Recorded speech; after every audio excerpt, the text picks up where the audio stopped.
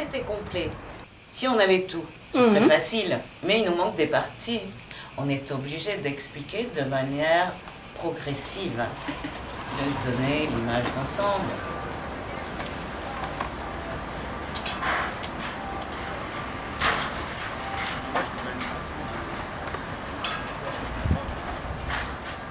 Si il était entier, on le verrait d'abord de l'extérieur, puis on entrerait dedans, on irait voir le mécanisme, on ferait une visite.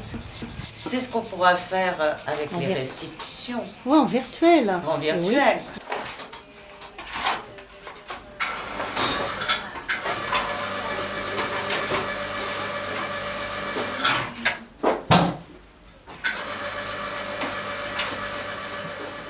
Actuellement, on ne peut pas le faire parce qu'il y a des manques, il y a des absences.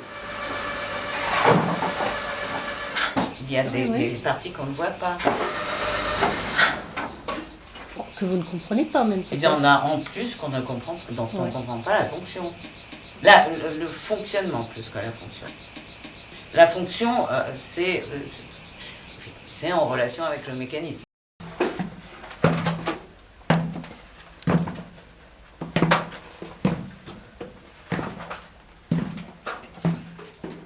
Nous ne comprenons pas encore le fonctionnement de certains aménagements, de certains dispositifs. Ce que nous pensons, c'est qu'ils sont en relation avec le fonctionnement du mécanisme qui entraînait la rotation du plancher. Il y a par exemple le cas de ce renfoncement ici, qui certainement avait une fonction technique. De même, il y a deux aménagements à droite et à gauche du secteur du mécanisme, une fosse d'un côté, un plan incliné de l'autre, dont on peut dire qu'ils ont certainement une relation avec ce mécanisme, mais nous ne savons pas encore exactement laquelle.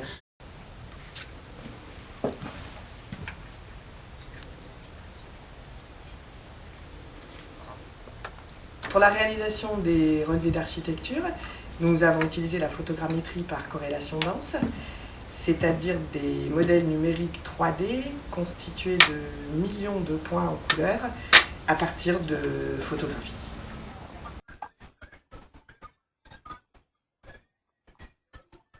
Nous avons ensuite pu, sur ce modèle 3D réaliste, enlever les fondations postérieures, qui sont celle-ci et celle qui est de l'autre côté, afin d'obtenir une vision réaliste de l'ensemble du bâtiment.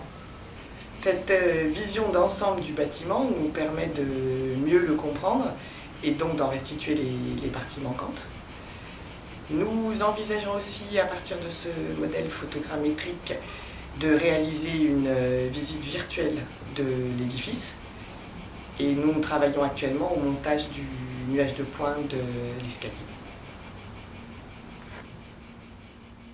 En réalité, ce qui est conservé, ce n'est qu'une partie de l'édifice. C'est le soubassement sur lequel se dressait la salle à manger elle-même. Mais la salle à manger a été entièrement démantelée dans l'Antiquité.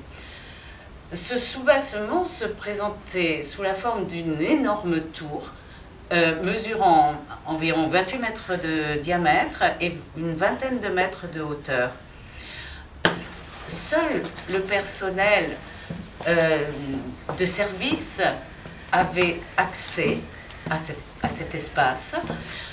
Ce personnel accédait au rez-de-chaussée. De là, il empruntait l'escalier à vis qui le conduisait jusqu'au premier étage. Et au premier étage se trouvait le mécanisme et tous les dispositifs que j'ai décrits tout à l'heure. Et cet escalier à vis est dans ce fameux pilier qui est derrière toi. Exactement.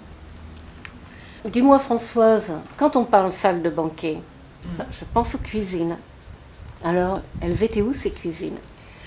Alors, les cuisines n'étaient certainement pas dans le soubassement. Elles devaient se trouver à l'extérieur et nous pensons qu'elles se trouvaient dans un corps de bâtiment voisin, communiquant certainement en contact avec la salle à manger.